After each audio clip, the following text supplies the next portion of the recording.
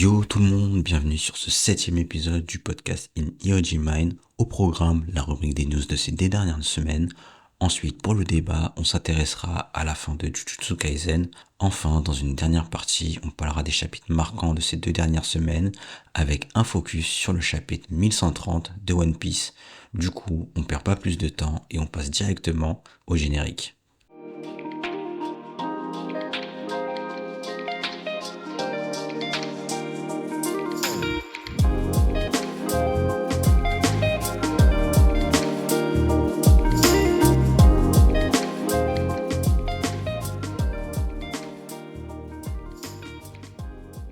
On commence cette rubrique avec le retour de Berserk dans le Young Animal.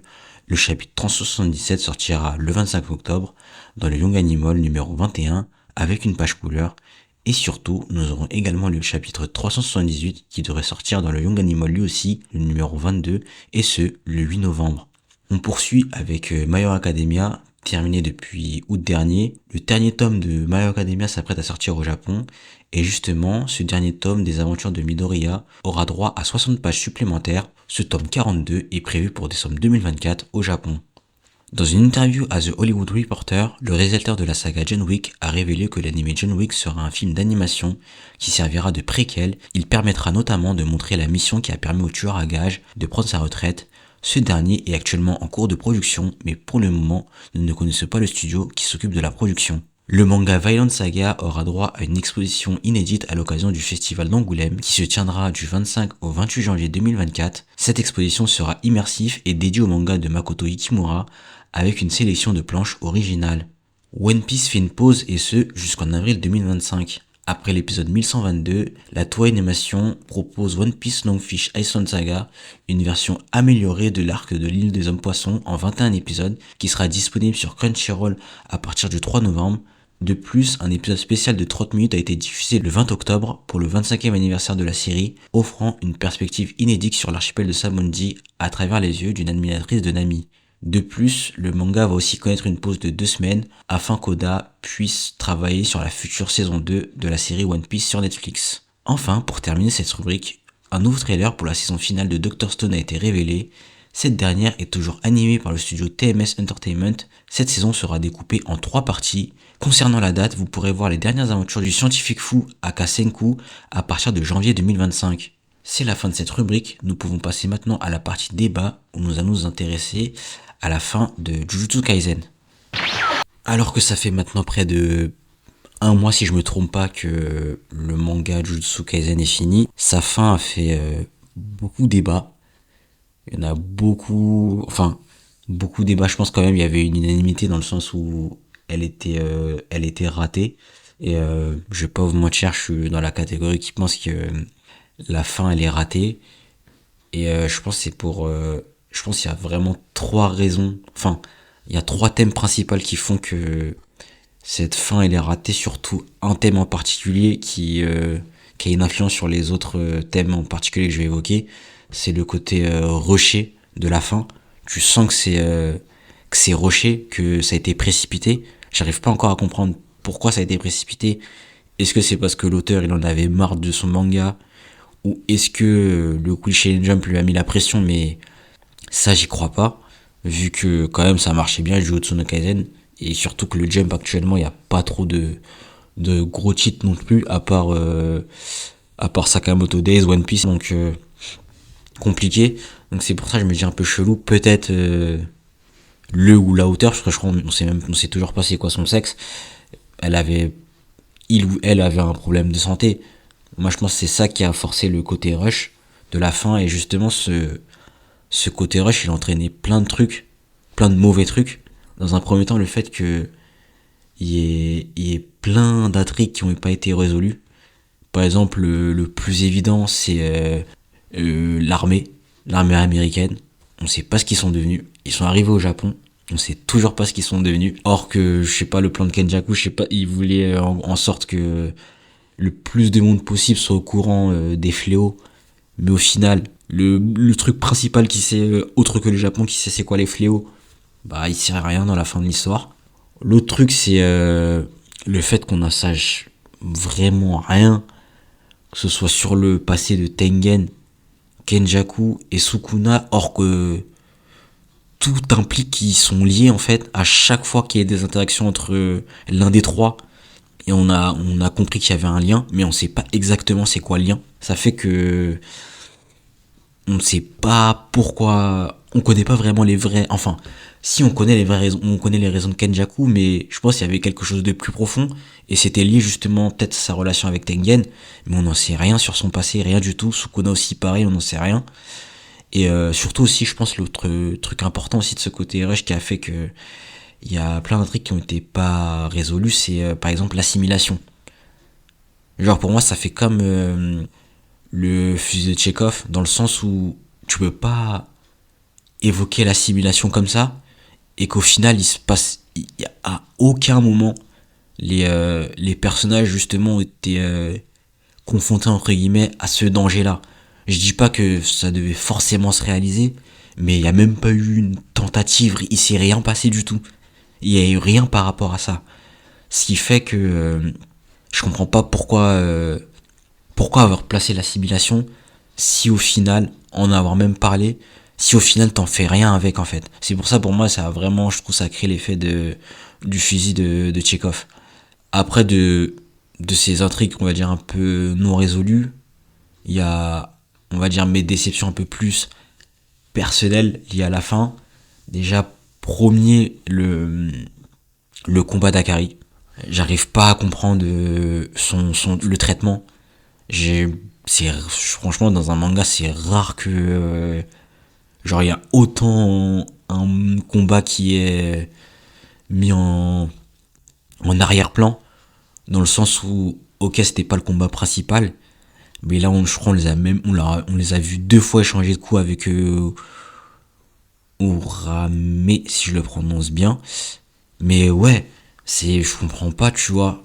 Normalement, si tu gères bien le rythme, t'aurais fait en sorte, je sais pas, au moment où l'avocat, Itadori et c'est Kashimo, le mec de l'électricité, ils arrivent.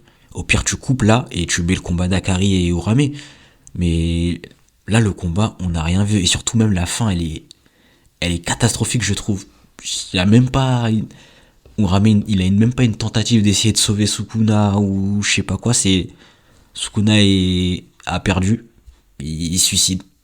Enfin, tu vois, le côté rushé du manga fait que tout ce que l'auteur a lancé en place, c'est tombé à l'eau. Toutes les intrigues non résolues, ça fait que la fin elle tombe un peu à l'eau. Après il y a aussi la fin de Sukuna, pas sa fin, son dialogue avec Maito.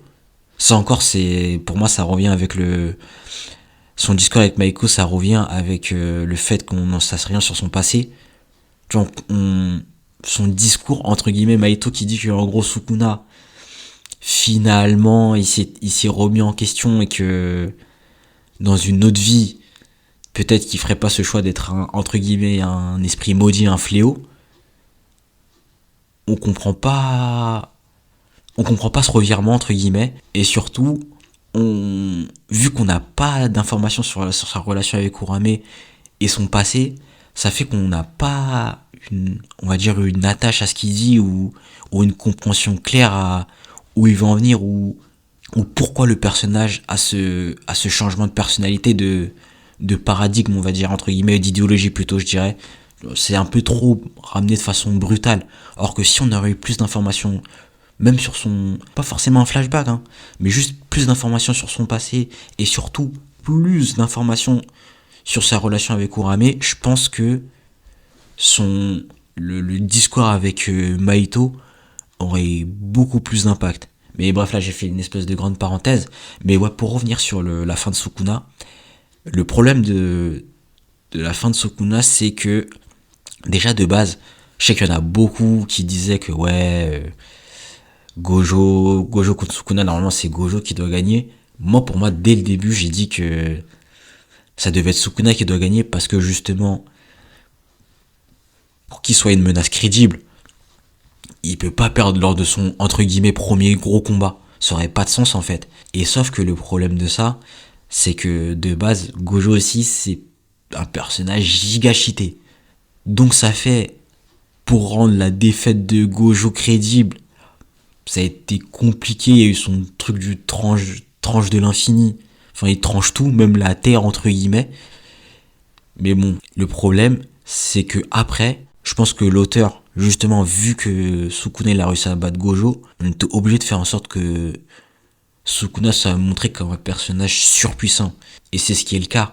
Mais le problème, c'est que quand tu fais un personnage beaucoup trop balèze par rapport à tes autres personnages, faut justifier sa défaite de manière cohérente et crédible. Or que là, frère Sukuna, il lui arrive 10 000 trucs. Il meurt pas.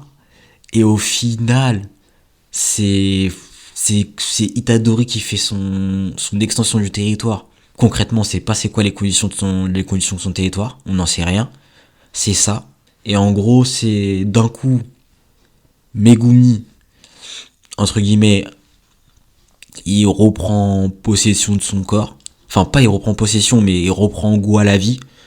Il est touché par le discours d'Itadori. Ce qui fait que c'est avec un coup d'Itadori, plus le fait que Nobara elle revient, elle le paralyse, qui fait qu'il perd.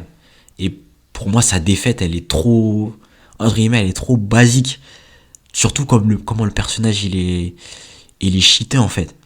Tu vois, entre guillemets, Gojo, j'arrive à comprendre que ça me dérange pas comment il est mort, dans le sens où vraiment, la technique qu'a utilisé Sukuna, c'est la technique cheatée. Or que là, franchement, il y a trop de moments où, normalement, Sukuna, il aurait dû perdre. Mais au final, comme l'auteur, il l'avait rendu extrêmement puissant et il fallait faire en sorte que on ait cette impression que Sukuna soit extrêmement puissant, au final, qu'il meurt comme ça, je trouve pas ça très réussi, on va dire. Et en plus, en parlant de sa fin, j'arrive toujours pas à comprendre le retour de Nomara, dans le sens, c'est pas je suis contre son retour, mais c'est comment il est amené, en fait. Genre pendant plus d'une soixantaine de chapitres, on n'entend pas parler d'elle. Et là, d'un coup, elle se réveille, direct, elle immobilise Sukuna, c'est parfait pour la fin, fini. Pour moi, ça a pas de sens. C'est comme si, je sais pas, dans Bleach, c'était quand Aizen il arrive, il a sa transformation là, avec le Yogoku, et qu'au final, c'est même pas Gin qui réussit à le tuer, mais on va dire je sais plus comment elle s'appelle, la meuf, même elle est pote avec Gin, c'est la seconde du 10e capitaine. Ah merde, j'ai oublié son nom, mais bref, imaginons c'est elle qui donne le coup, entre guillemets, l'un des coups finaux, pardon, à Aizen. Ça aurait pas de sens, surtout que tu vois, il y a pas de relation entre Nobara et Sukuna.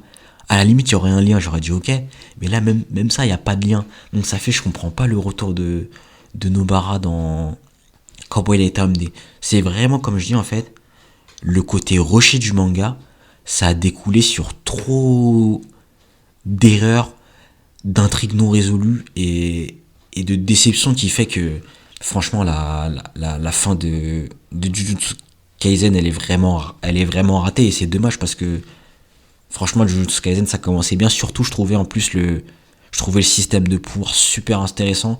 Je le trouvais même limite au niveau d'un Hunter x Hunter, notamment au niveau de la polyvalence, au fait qu'il y avait tellement de différents types d'extensions de territoire et de sorts. Ça donnait vraiment une palette un peu large, et aussi des combats très divertissants, on va dire.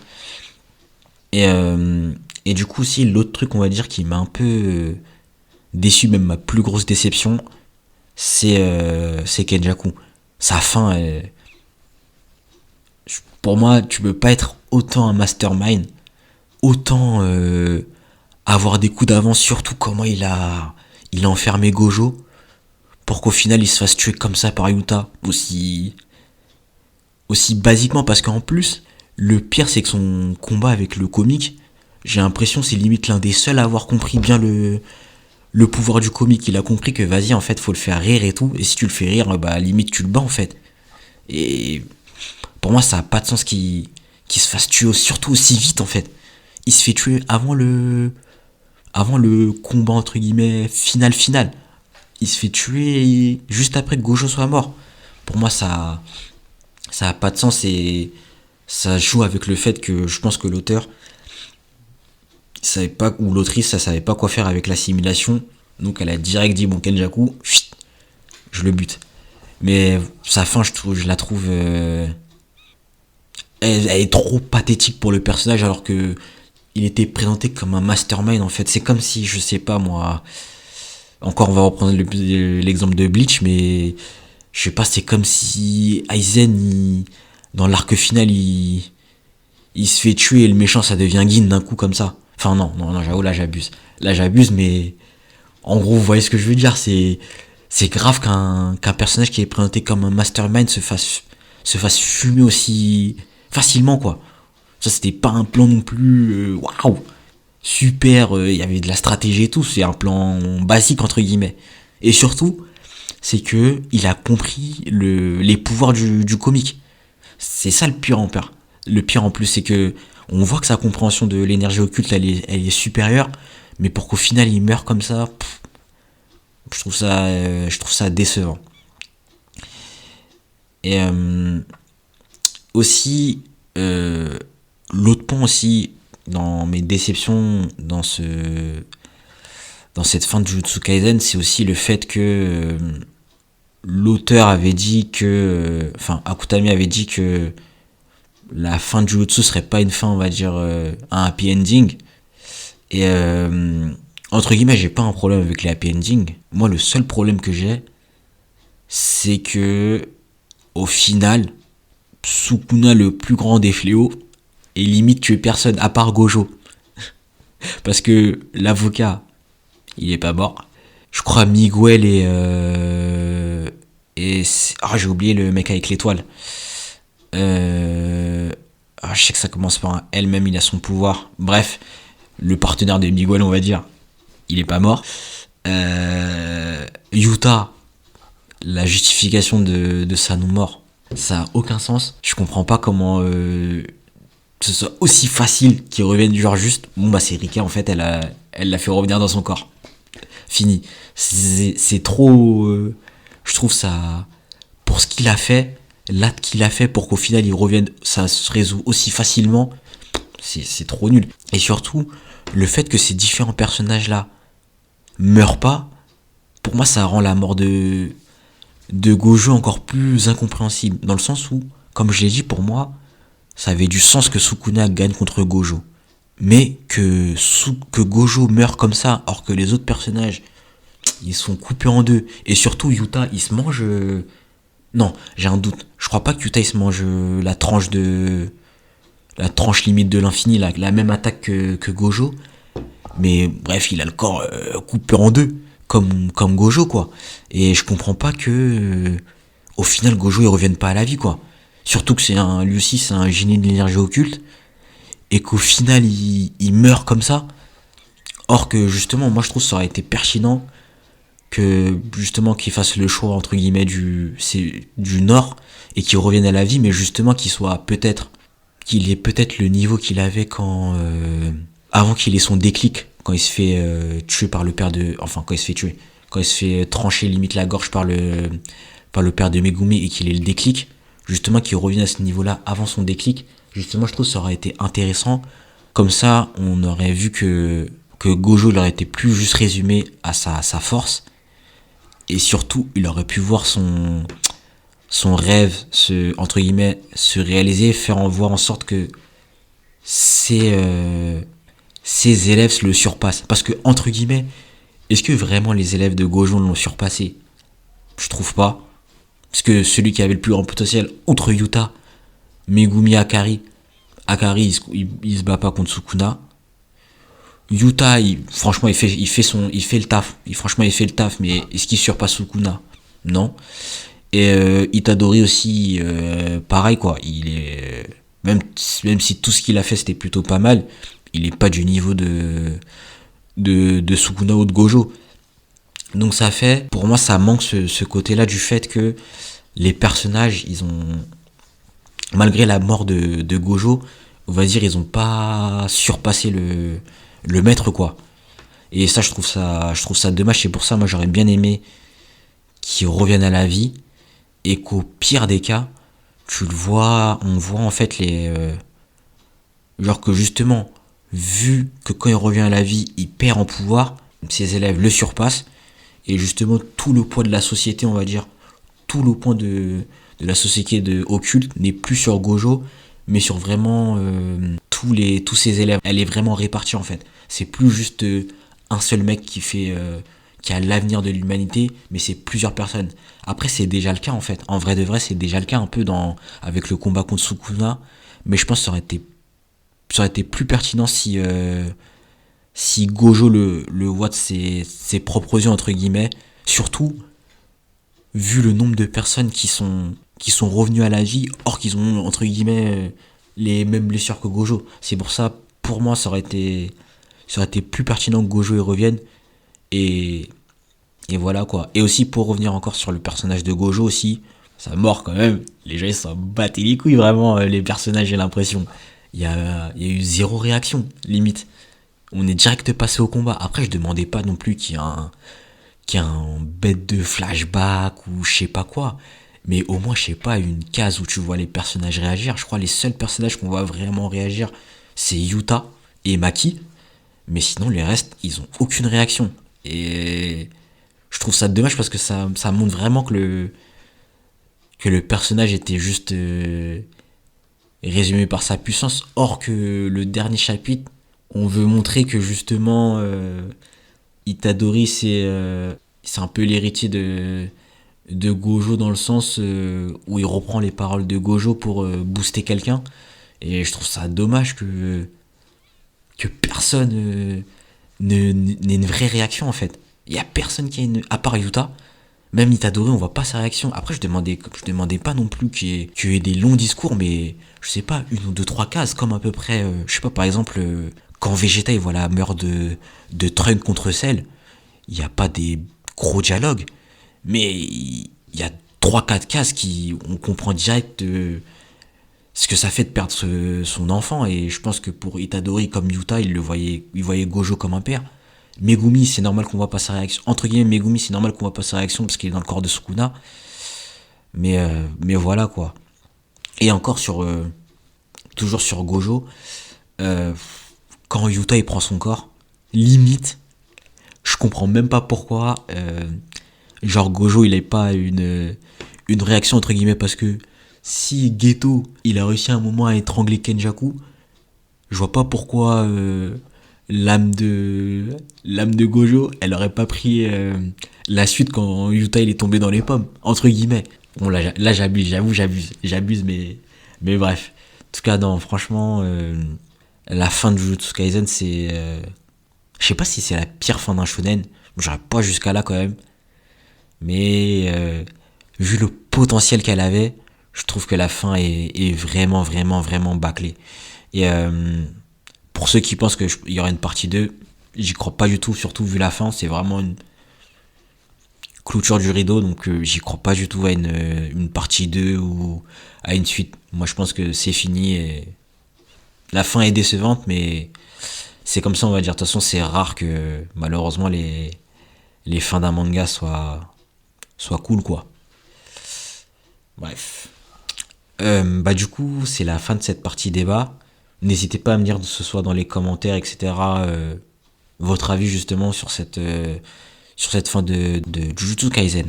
Du coup, nous, on va passer maintenant à la dernière rubrique de ce podcast, à savoir les chapitres de la semaine. Alors, du coup, on va traiter du chapitre 1130 de One Piece. Alors, en vrai de vrai, dans le chapitre, il se passe pas grand-chose, outre que le fait que ce soit Luffy, Sanji, Zoro, Nami et Usopp ont enfin quitté le faux royaume de l'ancien navigateur de Harujin là pour enfin être sur Elbaf. On va dire le vrai fait important de ce chapitre, c'est que on voit enfin Loki et bon déjà il a un chara design de zinzin, mais bref. Déjà ce qui est intéressant avec l'apparition de Loki, c'est que déjà le personnage il est vraiment présenté comme un monstre de puissance parce que Luffy, Sanji et Zoro, surtout Luffy, ils ont senti son haki au loin. Donc déjà ça montre que c'est un monstre de puissance. En plus on apprend qu'il a tué son père, le roi, pour obtenir un fruit du démon légendaire, ce qui lui a valu d'être enchaîné sur un arbre qui semble être l'arbre monde, l'Yggdrasil si je me trompe pas dans la mythologie nordique. Mais ce qui est intéressant en fait dans le fait qu'il soit enchaîné à cet arbre, c'est qu'en fait ce soit limite tous les géants qui se sont mis sur lui pour l'enchaîner. Donc ça montre vraiment qu'il est extrêmement balèze et que surtout on apprend que c'est le fils du roi et que aussi Harujin c'est aussi son frère vu que c'est un prince et l'héritier du trône. Donc ça va être intéressant de revoir Harujin à Elbaf et de voir s'il y aura pas peut-être une opposition entre lui et Loki. Et par rapport à Loki, il y en a beaucoup qui pensent que c'est Loki qui va être l'antagoniste de cet arc.